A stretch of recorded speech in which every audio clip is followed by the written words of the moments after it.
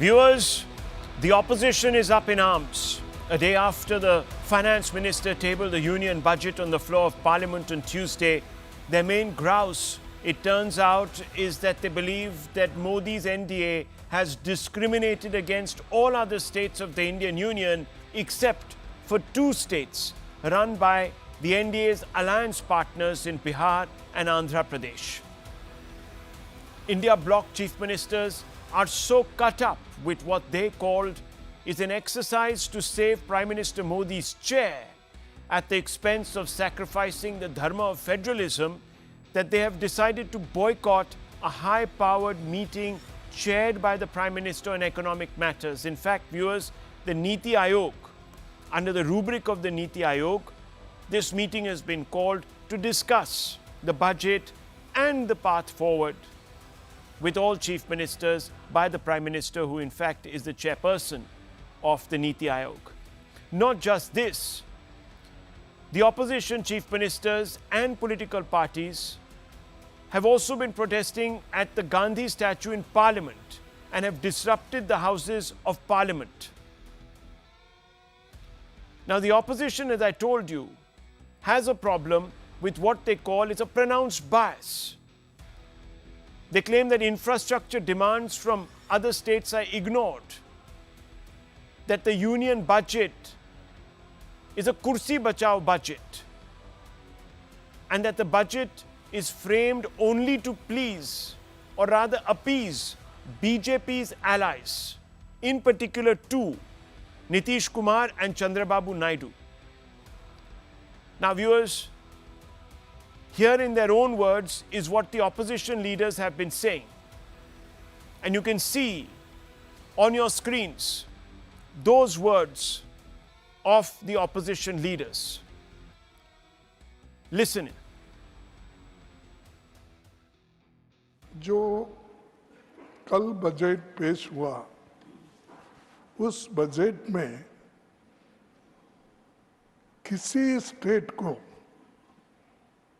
कुछ नहीं मिला और सबके थाली खाली और दो के थाली में पकोड़ा और ये अपना जिलेबी, ये दो छोड़ के किसी को नहीं मिला कुछ।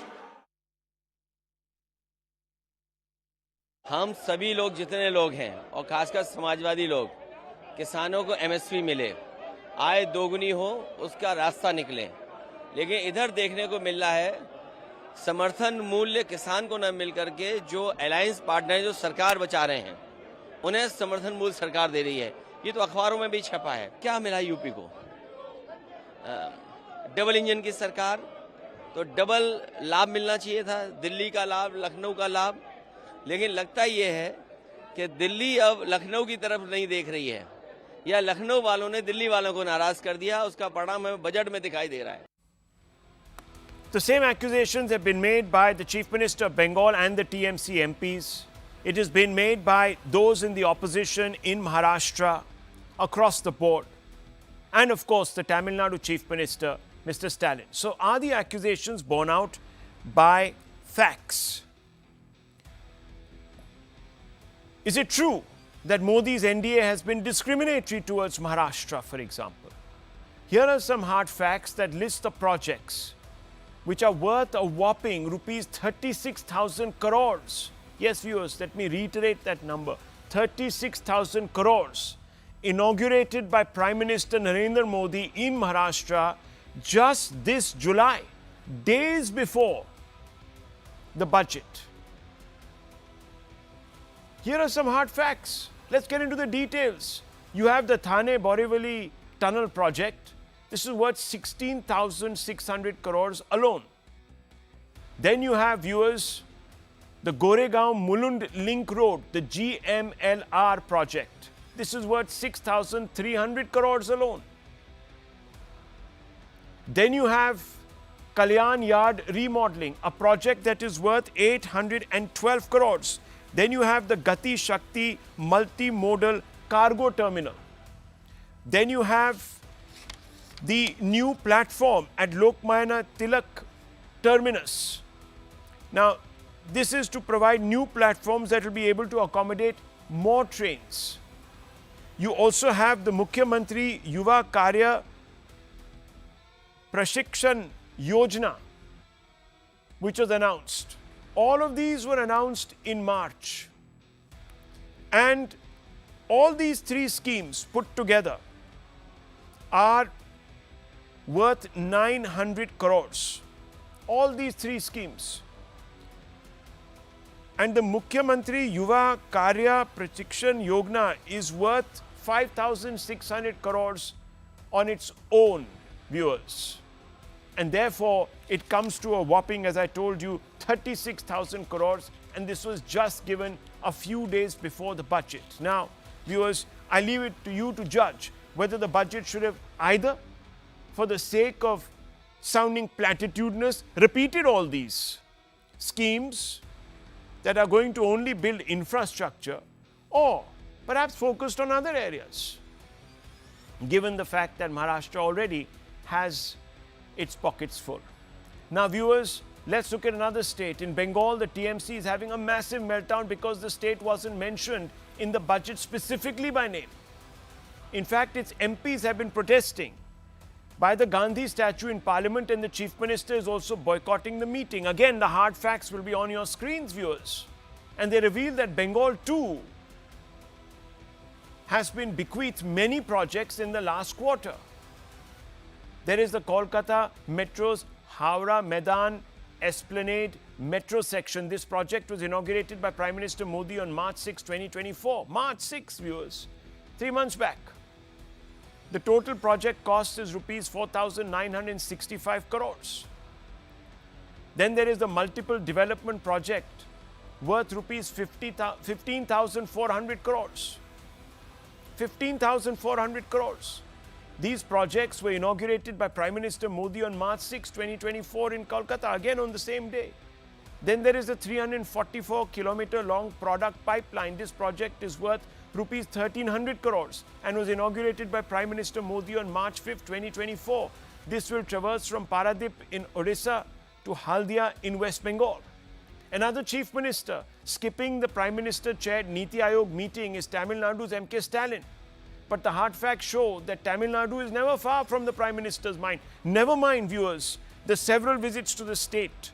Never mind the fact that the day after the election concluded, the Prime Minister spent 2 days in Tamil Nadu meditating. In March this year, the Prime Minister inaugurated a historic power project set to boost electrification in the state at the cost of 5,000 crores.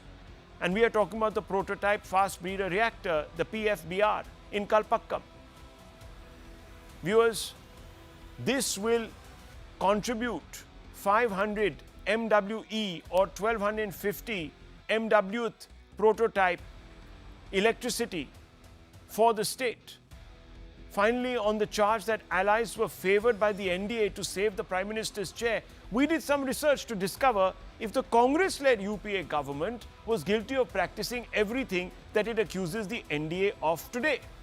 We decided to analyze UPA budget speeches to see if Congress FMs favored alliance partners in states like Bengal, let's say a state like Gujarat, where the BJP's Modi was Chief Minister.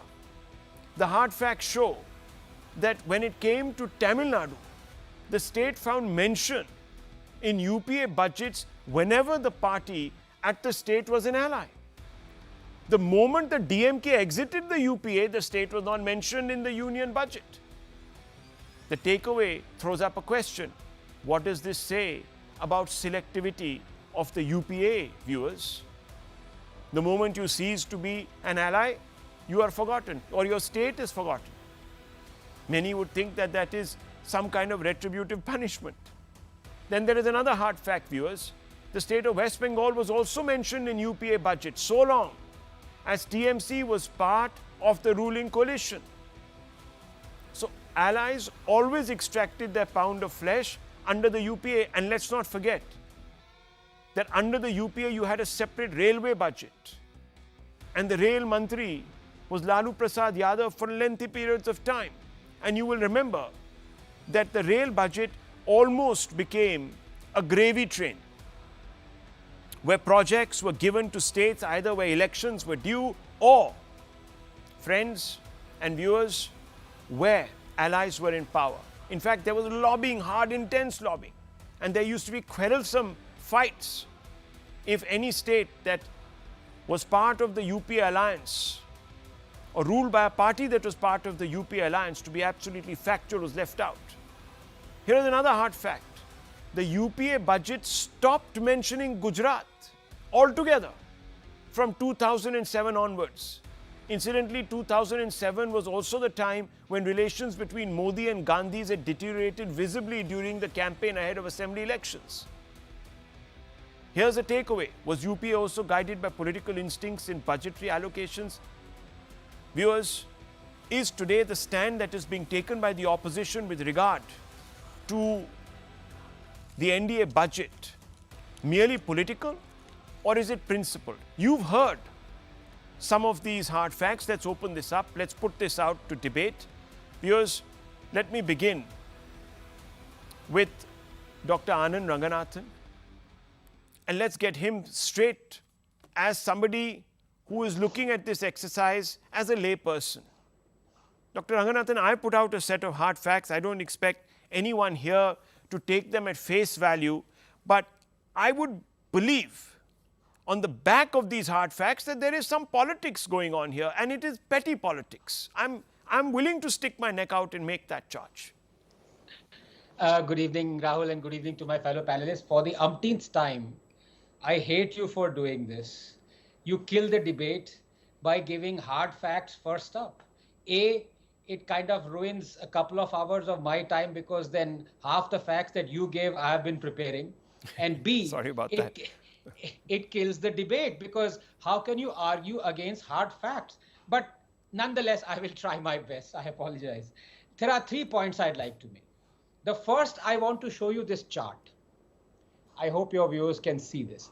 This is where from does the money come and where does it go? This is the budget that has been accrued and distributed.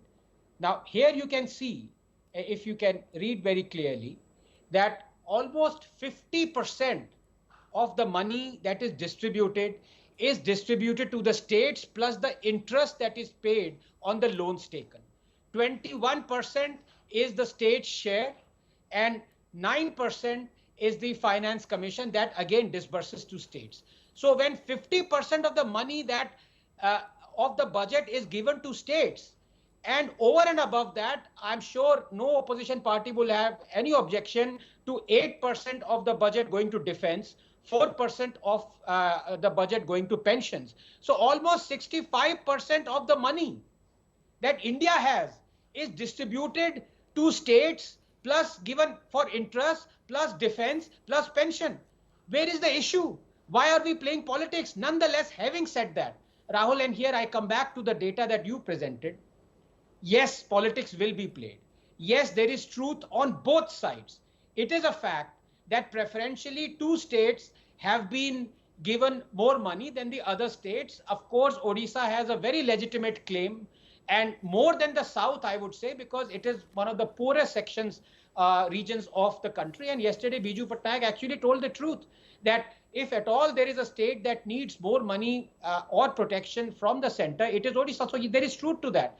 There is also truth to that the other 27 states haven't got the kind of funding for the schemes that they were expecting, that over and above Bihar and Andhra Pradesh have. 2 very brief points here before you move to the other panels because they're also meeting. Number 1, you're absolutely right. Even I was doing the research that you have brilliantly shown first up, is that during the so-called coalition dharma years of the UPA, all the coalition states, in fact, till 2013 when the DMK pulled out, they were preferentially being even mentioned in the budget, leave alone the funding that was given to them.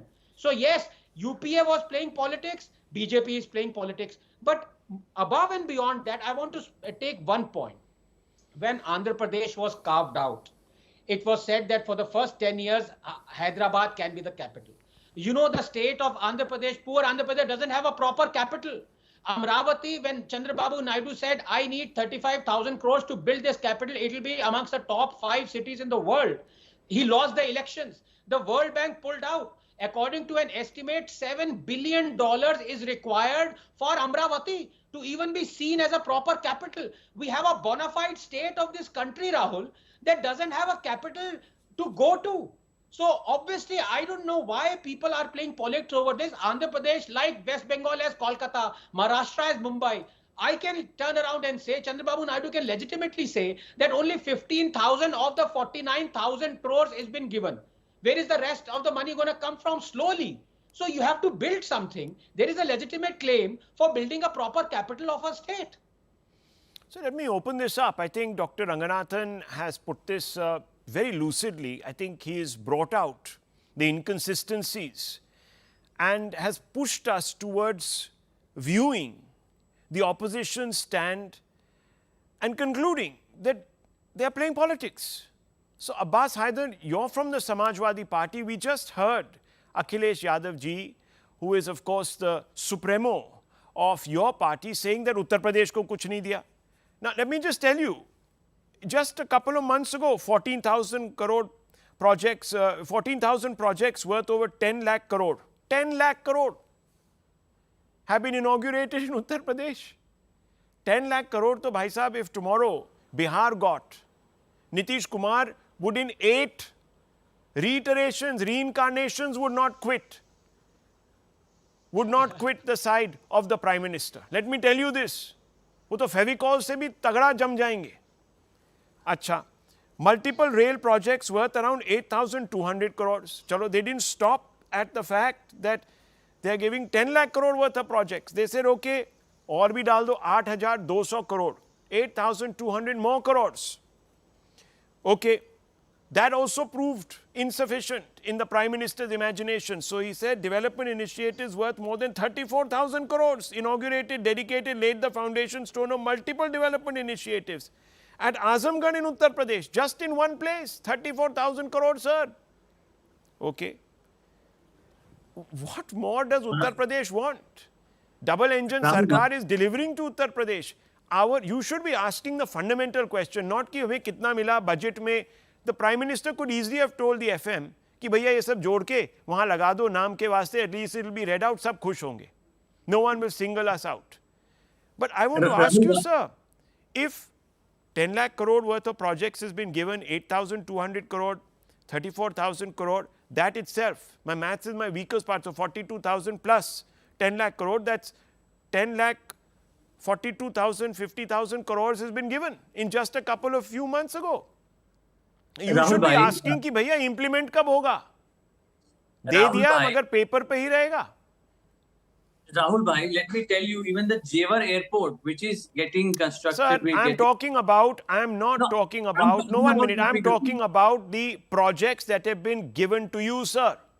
Sir, are you saying that I'm lying? Are these hard facts wrong? Sir, this is an announcement government. They can announce anything. Now you change the goalpost. Live on television, my dear friends, they've changed the goalpost. Projects, no, they need to tell us which projects are getting ready on the ground. Even the Jewar airport, it's next to you. You can check, Rahul bhai, at Jewar airport, the land, because of the money is not being, compensated, it's not being disbursed to the farmers, it is not getting done. So this is what has happened. This was in the economic survey, day before yesterday's economic survey. See, the budget is something which should address the problem of the country and give solutions to it. But the current budget has not given any solution. You talk about the healthcare budget, it was 86,000 crore, and only 79,000 Viewers, crore. the Jewar, one second, the Jewar, sir, 1 minute. The Jewar airport is going to be operationalized in October 2024.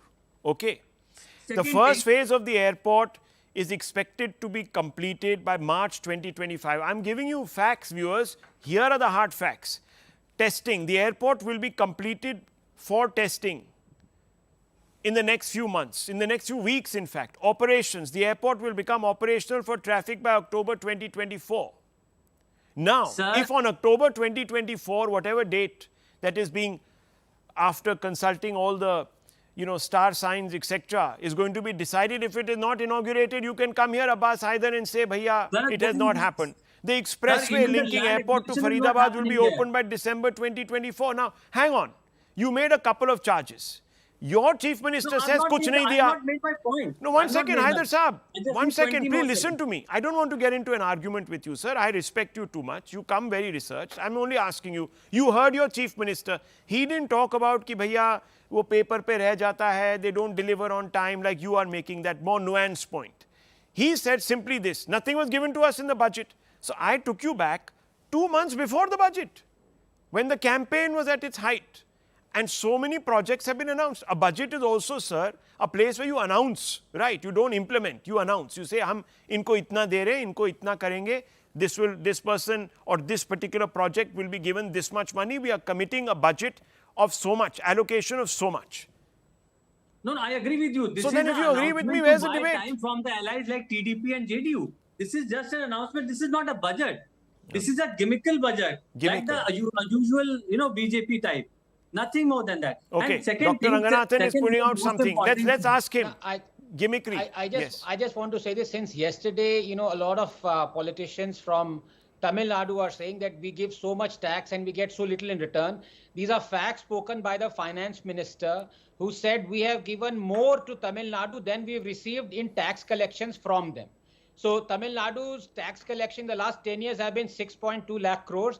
The center has given 7 lakh crores to Tamil Nadu. So there is no discrimination let me per se, tell but you. if you want to play politics, then be my guest. Dr. Ranganathan, let me tell you, when the Prime Minister visited the state 10 times before the elections, when he inaugurated a large number of projects, when he spent time in certain temples, they said, Dekho bhai, he's come here to loot your votes. Loot, yeah. Loot your votes. Now he's not given anything in this budget because he's given a lot before the budget. Now they say we are ignored. The Tamil Nadu is no longer considered part of the Indian Union. So you've got to make up your mind. Be a little more consistent. अब आप ही मुझे बताइए, sir, you're a Congress leader, Vivek Bansal, and you're smiling.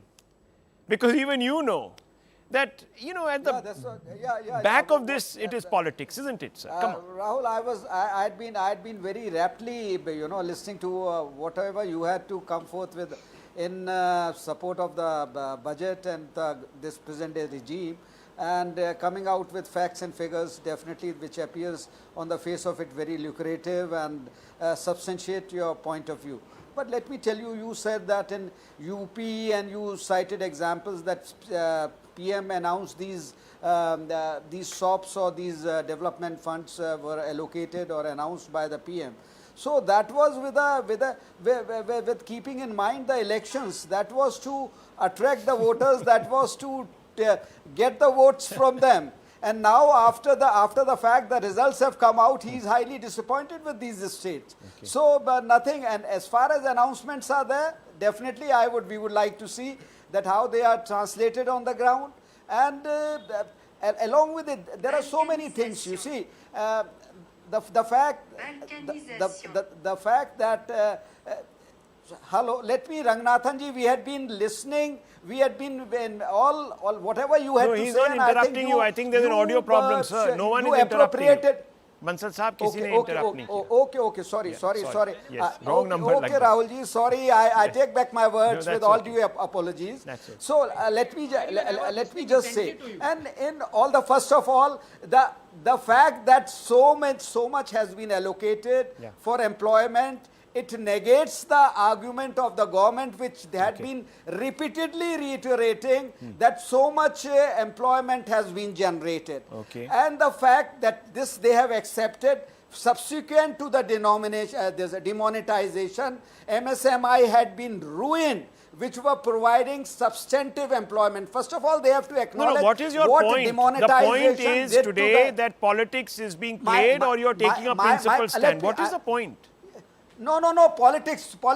Politics is not there. Politics is everywhere, Two people on the road, if they talk about government and all, that is politics. Okay, so now very quickly, viewers, let me tell you, what is their grouse? Their grouse is that a state like Bihar, that a state like Bihar is getting a little bit of... China today appears to be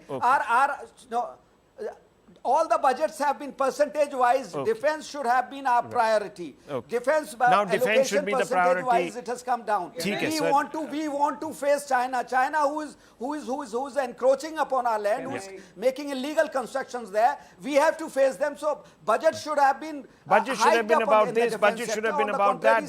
Budget. Okay, 1 second. Do you Yeah, think yeah, that? definitely, Do you think we have definitely. trillions and trillions and trillions of dollars to play with? Anyhow, viewers, prioritization happens in every budget. Let's not reduce this to a farcical level. I want to bring in Tuhin Sinha, but just before that, I want viewers to focus on one or two more hard facts, viewers. In the budget, the government has decided to go ahead with a scheme called Purva Uday. Now, what is this Purva Uday? Means East rising. The East must rise because, viewers, the eastern states are the ones which are resource rich but are actually the least developed. They have the least amount of factories and therefore their productivity is very low. For example, in the number of factories, the East has only 19,000, the West has 77,000, the South has 91,000. The source is Annual Survey of Industries. Please check it out yourselves. Now, if a region like Bihar, like Bengal is being singled out so that it can rise, they can have the infrastructure they need to employ people, how are they being ignored? I don't understand. Tuhin Sinha, a quick response to what you've heard. And let me ask you very, very bluntly, was there optics at play, political optics at play, by only mentioning Andhra Pradesh and Bihar because you wanted everyone to know how much you're doing for your alliance partners and also wanted them to feel a little exalted in the company of others? Modi government does not work under any compulsions, and I think in the last 40 days, all the decisions, whether it was the cabinet formation or any other decision, has proved it. Okay. If those two states were mentioned, there was a genuine need for those states, the investments, and especially when it comes to the development of the capital city of Andhra. Okay. It was a long pending issue which had to be settled. Well, like friends, I mentioned, look, 29 states cannot be mentioned in a budget. Let's discount what Tuhin is saying. Let's discount a little bit of what Tuhin is saying. Look, viewers, budgets as well as politics, they are not exactly working in isolation. So, if we begin to accept this as a principle, that there will be signals in budgets, after all, viewers, a large number of times experts such as you and others, academics, will look at budgets to see which section of society benefited. And if it is some of the most backward classes or castes, then it is seen as welfareism, as the distribution of states' resources, as social justice. So let's be a little more considered in the way we approach it. Let's not get sidetracked by these petty issues. We're going to take a short break. Two very important and big names will look at whether this budget can actually do what it professes to do. Right after this, don't go away.